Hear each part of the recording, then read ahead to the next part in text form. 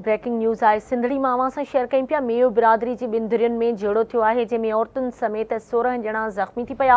ॻोठ मोहम्मद हसन मेयो में घरेलू तकरार तां झेड़े में ॿिन्ही धुरियुनि जा माण्हू ज़ख़्मी थी पिया। ज़ख़्मियुनि में मोहम्मद रियाज़, हनीफ़, सुमेरा, रमशा, निमरा, राबिया, कामरान ऐं ॿिया शामिल आहिनि।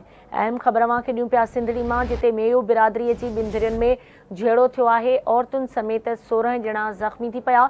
ॻोठ मोहम्मद हसन मेयो में घरेलू तकरार तां झेड़े में ॿिन्ही धुरियुनि जा माण्हू ज़ख़्मी थी पिया। ज़ख़्मियुनि में मोहम्मद रियाज़, हनीफ़, सुमेरा, रमशा, निमरा, राबिया, कामरान ऐं ॿिया शामिल आहिनि।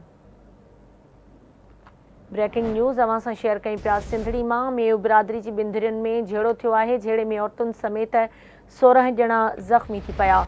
कोट मोहम्मद हसन मेयो में घरेलू तकरार तां झेड़े में ॿिन्ही धुरियुनि जा माण्हू ज़ख़्मी थी पिया।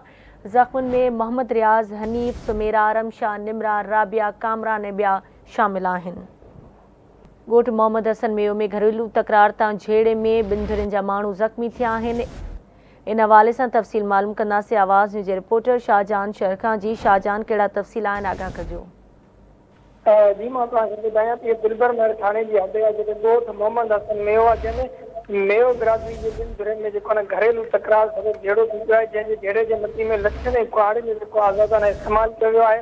लठियुनि ऐं कुहाड़ियुनि समेत लॻण सबबि जेको आहे 5 औरतुनि समेत ॿिन्ही धुरियुनि जा जेके आहिनि 16 ॼणा ज़ख़्मी थी पिया आहिनि। ज़ख़्मियुनि खे सिविल अस्पताल मीरपुर खां मुंतक़िल आहे, जिन ते ज़ख़्मियुनि में मोहम्मद रियाज़, हनीफ़, सुमेरा, रमशा, निमरा, राबिया, कामरान ऐं ॿिया शामिल आहिनि। जिन ते वाक़िया एसएचओ दिलबर महर असलम जमाली जेको आहे उते पहुची पुलिस वाक़िए ते कुझु ज़ख़्मियुनि खे सिविल अस्पताल मीरपुर खां मुंतक़िल करे छॾियो आहे।